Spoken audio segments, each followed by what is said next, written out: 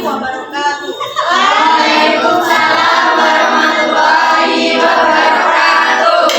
Innal hamdalillah nahmaduhu wa nasta'inuhu wa nastaghfiruh wa na'udzu billahi min shururi anfusina wa min sayyiati a'malina. May yahdihillahu fala mudilla lahu wa may yudlil fala hadiya lahu. Asyhadu an la ilaha illallah wahdahu la syarika lahu wa asyhadu anna Muhammadan abduhu wa rasuluh. Amma ba'du. Perkenalkan, kami dari mahasiswi Institut Agama Islam Negeri Metro, Fakultas Tarbiyah dan Ilmu Keguruan, Program Studi Pendidikan Agama Islam, kelas A semester 5. Kami dari kelompok 7 yang beranggotakan saya, Ayesah Hanifatul Zahrani, dan rekan saya, Miftahul Jannah. Di sini kami akan mempresentasikan materi yang berjudul Pengembangan Peradaban Islam di Andalusia sebagai tugas dari mata kuliah SKI dan pembelajarannya yang diampu oleh Ibu Dr. Yuyun Yulita MPD. Langsung saja untuk penyampaian materi pertama, di sini saya akan menjelaskan materi tentang sejarah singkat penguasaan Islam di Andalusia. Jika saya menyebut kata Andalusia, kira-kira apa sih yang ada di benak teman-teman semua? Pasti sebuah negara kan? Ya, memang Andalusia itu sebuah negara yang saat ini merupakan daerah otonom Spanyol atau sebagian dari Eropa. Andalusia ini dikenal sejak dikuasai oleh bangsa Yunani, namun oleh Kekaisaran Romawi yang menyebarluaskan agama Kristen pada abad ke-5 Masehi, bangsa Vandal berhasil menguasai daerah selatan Semenanjung ini. Sejak saat itu, negeri ini dikenal dengan nama Vandalusia dan bangsa Arab menyebutnya Andalusia.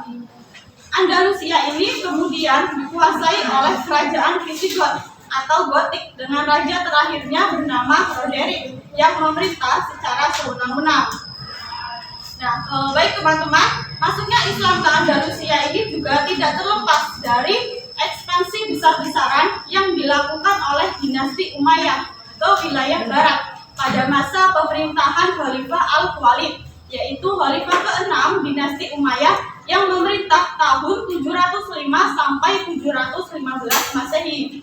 Pada masa Khalifah Al-Walid ini terdapat kepemimpinan Musa bin Nusair, yaitu gubernur Afrika Utara, di mana ia berhasil menguasai seluruh Afrika bagian barat, kecuali daerah Sabta karena berada di bawah kekuasaan Bizantium. Namun tidak hanya itu, wilayah Islam masuk ke Andalusia juga tidak terlepas dari 3 tokoh pejuang Islam yang berhasil memimpin pasukan pada waktu itu.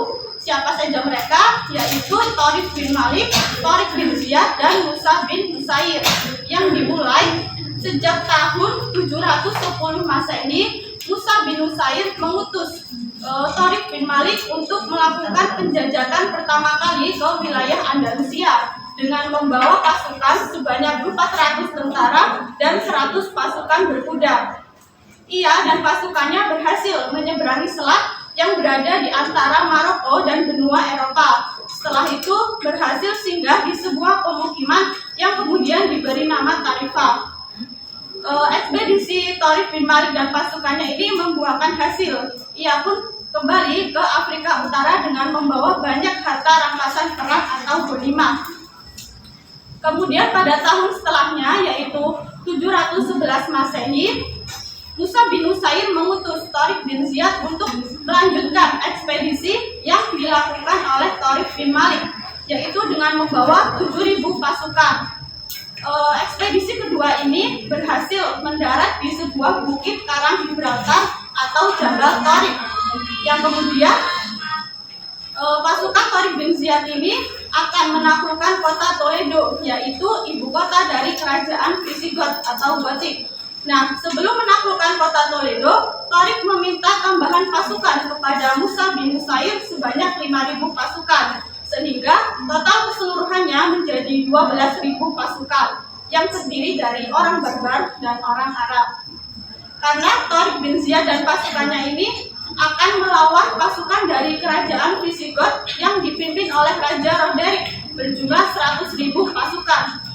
Nah, bayangkan saja teman-teman, jika 12.000 pasukan melawan 100.000 pasukan, itu jika dipikir menggunakan logika, kemenangan untuk menangnya itu sangat kecil. Namun atas izin Allah, atas keberanian, semangat, pantang menyerah dari pasukan umat Islam, mereka pun berhasil mengalahkan kekuasaan kerajaan Visigoth dan menggulingkan Raja Roderick. Nah, ini membuka peluang bagi Thorik bin Ziyad dan pasukannya untuk menaklukkan kota-kota penting lainnya seperti Granada, Cordoba, Macedonia, Malaga, dan lainnya. Nah, sejak saat itu pun Islam sudah berkuasa di Andalusia. Kemudian pada tahun setelahnya, yaitu 712 Masehi, Musa bin Nusair tidak mau kalah. Dia pun memimpin sebuah pasukan memasuki wilayah Andalusia dan berhasil menaklukkan kota-kota penting yaitu Sidonia, Camonia, Seville, dan sisa dari penguasa kerajaan Visigoth.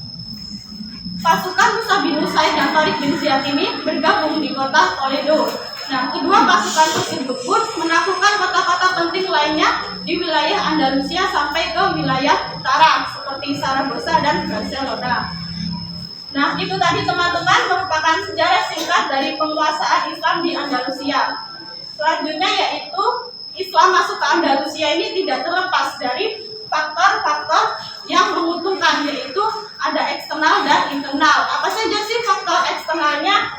Faktor eksternalnya ini dilihat dari kondisi agama, sosial, politik, dan ekonomi rakyat Andalusia yang sangat-sangat memprihatinkan. Kenapa kok memprihatinkan? Kita ketahui yang pertama yaitu dari kondisi keagamaan. Kondisi keagamaan rakyat Andalusia pada waktu itu, para penguasa kerajaan Visigoth tidak toleran terhadap suatu aliran agama yang dianut oleh rakyatnya. Apalagi kan kebanyakan dari rakyat Andalusia adalah orang-orang Yahudi. Mereka dibaptis secara paksa untuk masuk ke agama Kristen. Jika tidak mau, maka akan dibunuh dan disiksa secara brutal. Kemudian yang kedua yaitu kondisi sosial. Kondisi sosial rakyat Andalusia ini terbagi menjadi beberapa sistem kasta yang menyebabkan adanya kemelaratan, ketidakadilan, dan tidak adanya persamaan hak dan kewajiban antara yang kaya dengan yang miskin. Nah, ini membuat perbuatan keji tersebut pun membuat orang-orang Yahudi merasa marah sehingga membentuk sebuah kekuatan dan melakukan pemberontakan kepada para penguasa kerajaan. Kemudian yang ketiga yaitu kondisi politik. Wilayah Andalusia ini sudah terpecah belah menjadi beberapa negara kecil yang menyebabkan kondisi kerajaan berada dalam kemelut. Yang paling parahnya yaitu pada masa Raja Roderick yang berhasil dipulihkan oleh para penguasa Islam.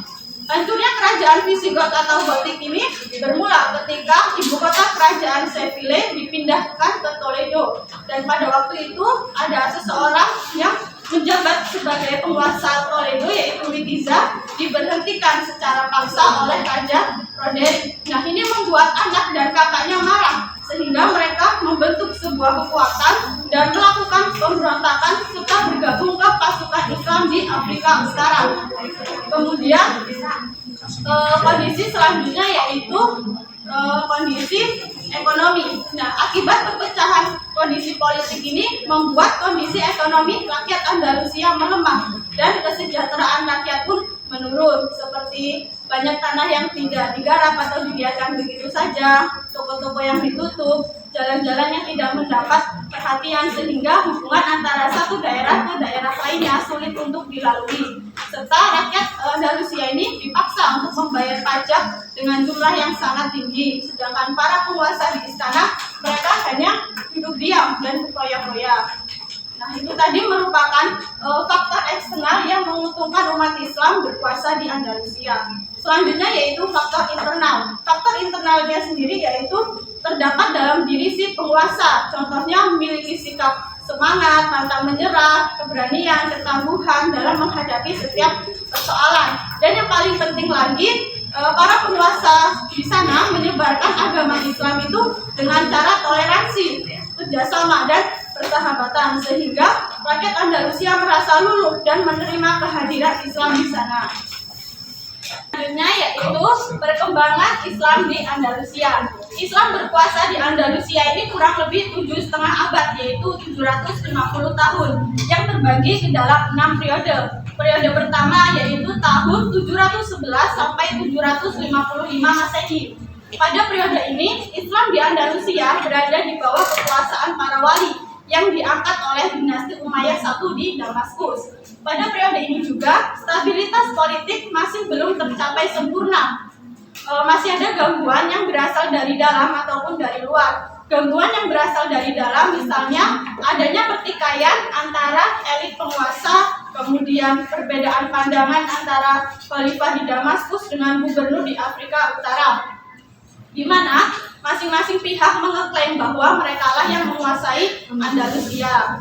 Nah, gangguan yang berasal dari luar ini contohnya dari sisa-sisa musuh umat Islam yang tinggalnya di pegunungan. Periode ini berakhir ketika Abdurrahman Al-Dahil berhasil memasuki wilayah Andalusia pada tahun 755 Masehi.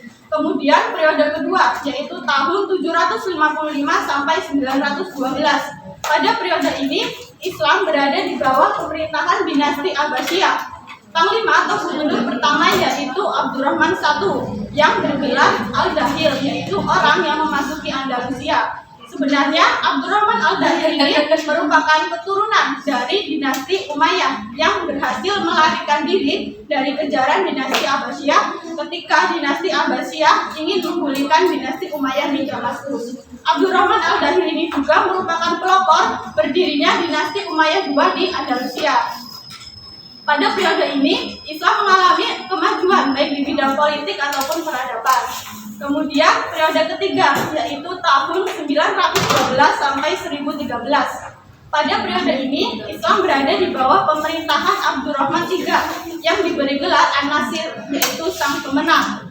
Kenapa dikatakan sang pemenang? Karena pada periode ini Islam mengalami kejayaan dan kemakmuran, bahkan menyaingi dinasti Abbasiyah di Baghdad.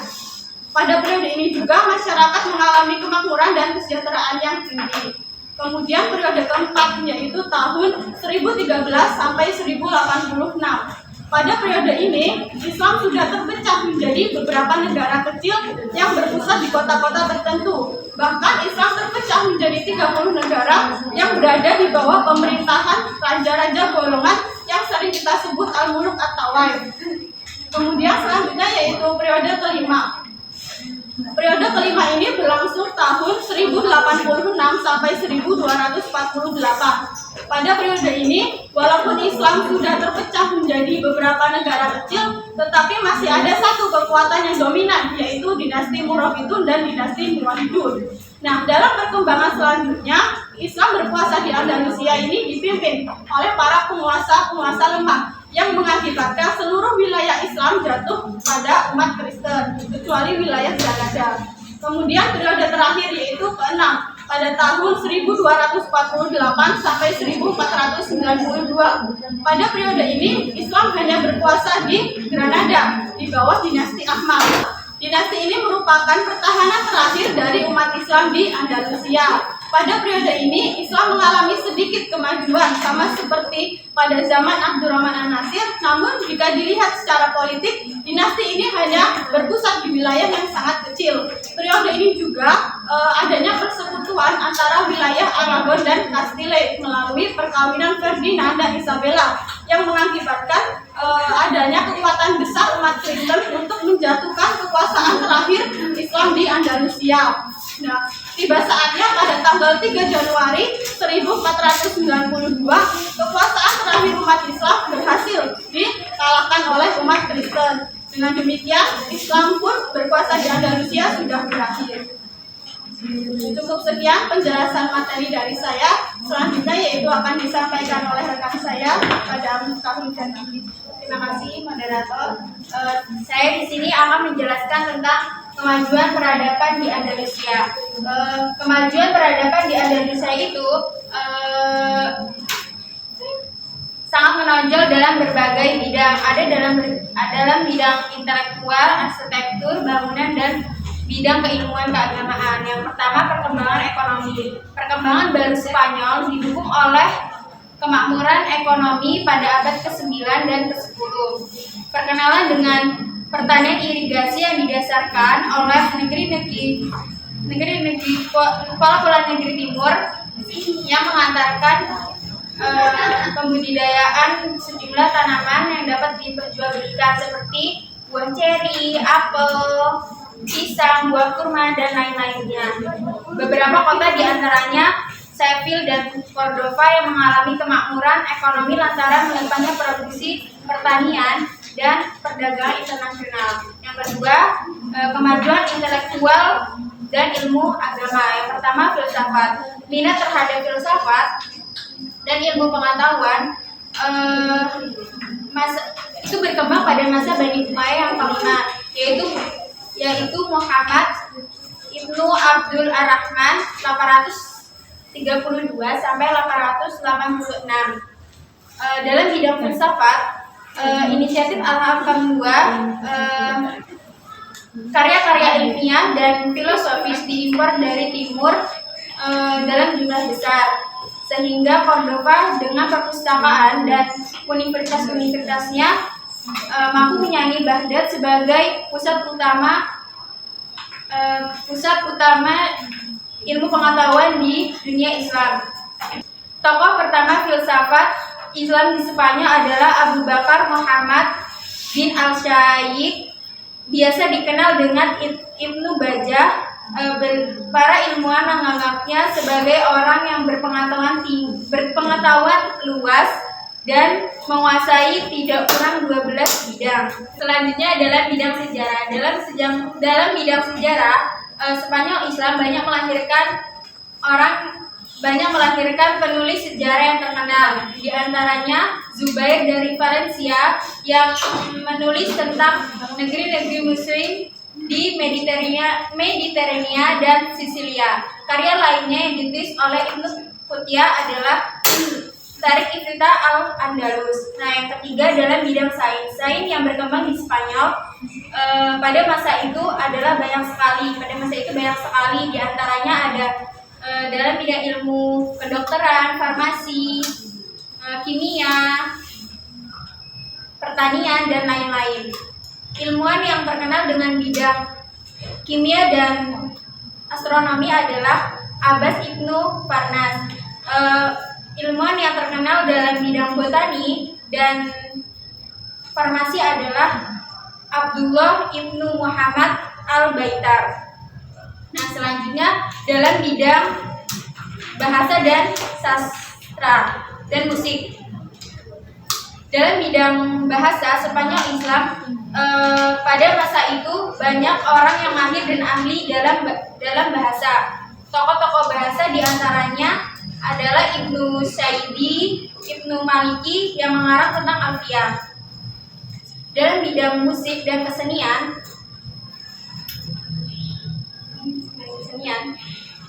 indikasi kemajuannya karena berdirinya sekolah musik di Cordova oleh Al-Hasan Ibnu Nafi. Beliau seorang artis dan pencipta lagu pada zamannya. Yang selanjutnya adalah bidang fikih.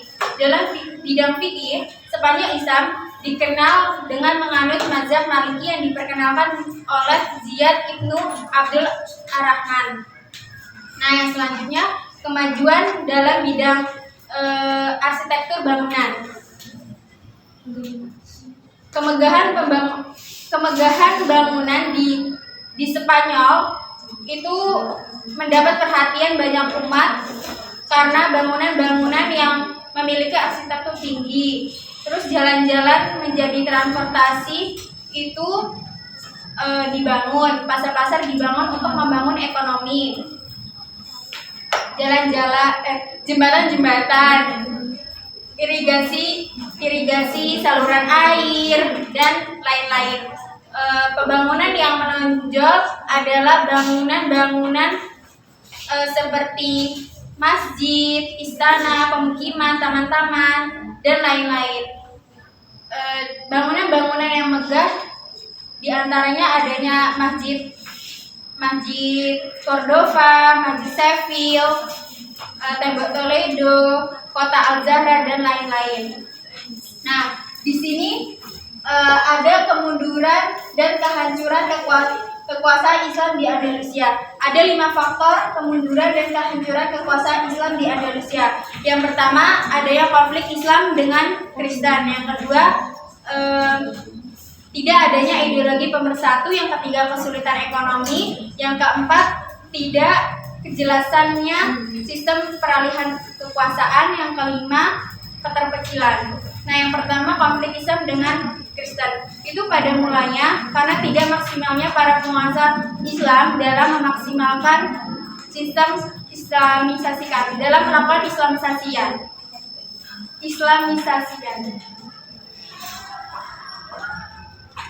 Pada mulanya karena dilihat dari kekuasaan setelah Al-Hakam II yang dinilai berbeda dengan khalifah sebelumnya. Para penguasa hanya mewajibkan membayar upetinya saja, dan mereka tetap menganut agamanya dan menjalankan hukum adat dan tradisi mereka, asalkan tidak adanya perlawanan. Namun, kehadiran Islam tetap dianggap sebagai penjajah pada masa itu.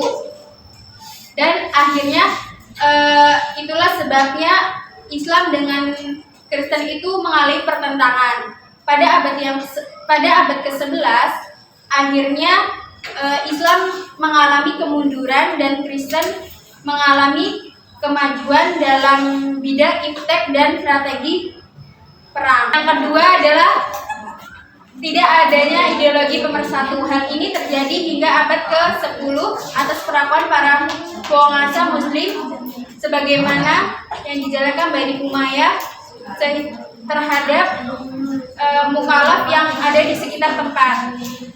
Mereka diperlakukan tidak sama dengan tempat-tempat yang diterapkan Islam. Karena masih berlakunya istilah ibadah muwaladun, artinya dalam istilah yang masih merendahkan. Nah, selanjutnya yang ketiga kesulitan ekonomi. Kesulitan ekonomi itu berawal karena para penguasa Spanyol itu aktif dalam perkembangan peradaban Islam dan ilmu pengetahuan, sedangkan perkembangan perekonomian itu diabaikan.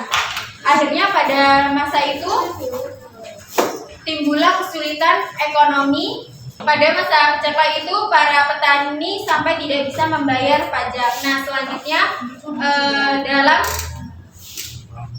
tidak adanya kejelasan perpindahan kekuasaan. Nah, kekuasaan itu adalah hal yang terjadi perebutan di antara ahli waris. Nah, hal ini terjadinya kekuasaan Bani Umayyah itu runtuh. Yang terakhir adalah keterpecilan. Spanyol merupakan negeri yang terpencil di dunia Islam, dan mereka hidup mandiri dan tidak ada mendapatkan bantuan kecuali dari Afrika Utara. Cukup presentasi dari saya kembalikan ke moderator. Demikian presentasi yang dapat kami sampaikan. Jika ada salah kata atau perbuatan kami mohon maaf, dan kepada Allah kami mohon ampun. Saya akhiri, billahi fisabilil haq, fastabiqul khairat. Wassalamualaikum warahmatullahi wabarakatuh.